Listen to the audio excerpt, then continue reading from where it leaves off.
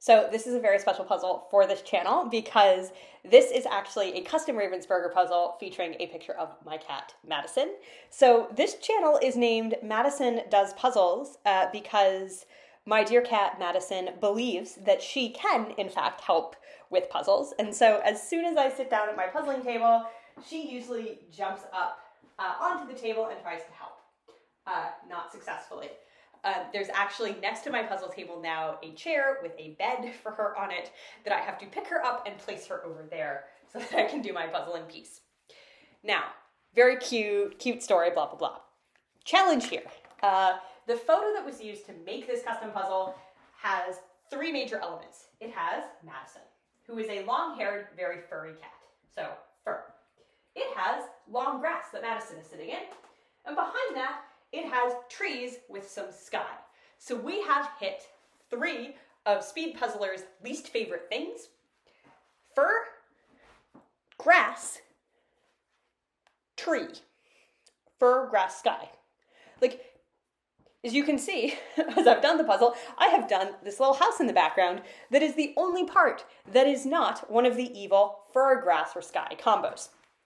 I was actually able to pull out the pieces of Madison the cat fairly easily because they were a different color than a lot of it. So she's black and white, whereas everything else is sort of shades of green in this picture.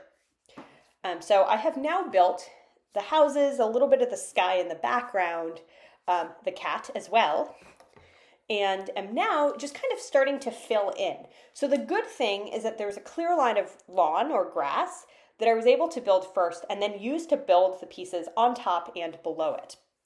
I've stopped for a second to change the light a little bit.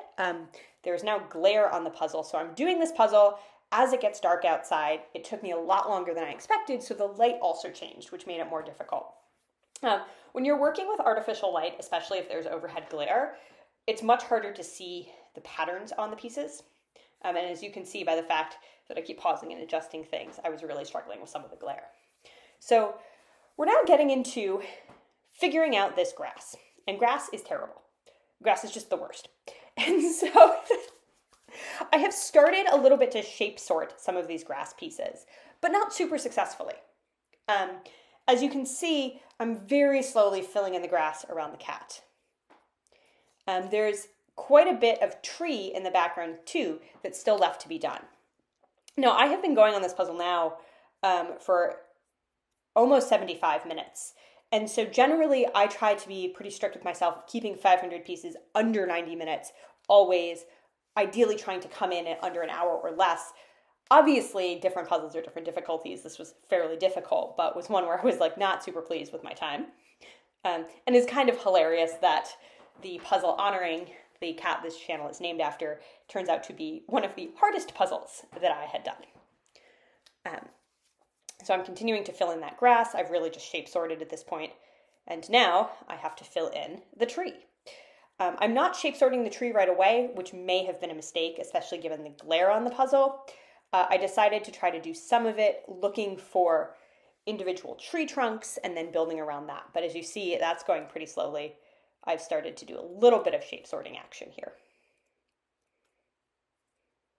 And I'm taking several breaks to deal with the cat in the background. So there we go.